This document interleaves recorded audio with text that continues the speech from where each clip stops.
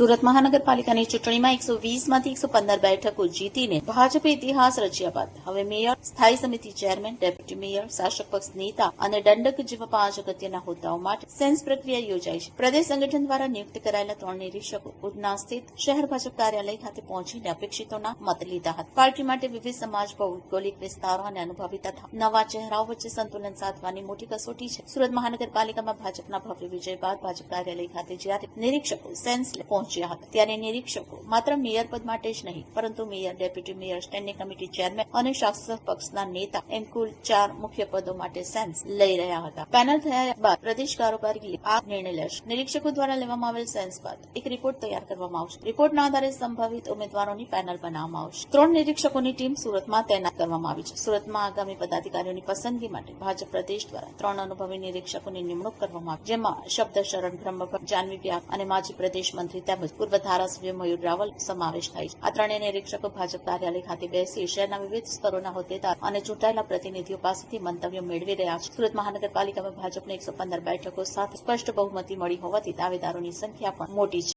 આજે સુરત શહેરમાં અમારા 115 કોર્પોરેટરની જે જીત થઈ છે એ ભવ્ય જીત બાદ સુરતમાં ભારતીય જનતા પાર્ટીના જે સાયન્સ લેવાની પ્રક્રિયા છે એ સાયન્સ લેવાની પ્રક્રિયા પાછળનું કારણ એવું છે કે દરેક ઇન્ડિવિજ્યુઅલ, દરેક કોર્પોરેટરો, અમારા દરેક 30 વોર્ડના પ્રમુખો, મહામંત્રીઓ, અમારા ધારાસભ્યશ્રીઓ, અમારી સુરતની ટીમ, અમારા સાંસદ દરેક ઇન્ડિવિજ્યુઅલી આવીને એમના પોતાના વિચારો રજૂ કરશે આ કમિટીની સામે અને ત્યારબાદ અમારા પ્રદેશ અધ્યક્ષ ગુજરાત રાજ્યના શ્રી જગદીશભાઈ વિશ્વકર્માની અધ્યક્ષતામાં મળનારી મિટિંગની અંદર સ્ટેટ લેવલ ઉપર બાકીની ચર્ચાના અંતે નામો જાહેર કરવામાં આવશે. અમારા મેયર, અમારી જે 5 મુખ્ય પદો ઉપરાંત શિક્ષણ સમિતિના સદસ્યો, જેટલી પણ એપોઇન્ટમેન્ટો અત્યારે લેવા જેવી છે, જે લેવી જોઈએ સુરત મહાનગરપાલિકાને ધ્યાનમાં રાખતા, કારણ કે સુરત મહાનગરપાલિકાનું બજેટ પણ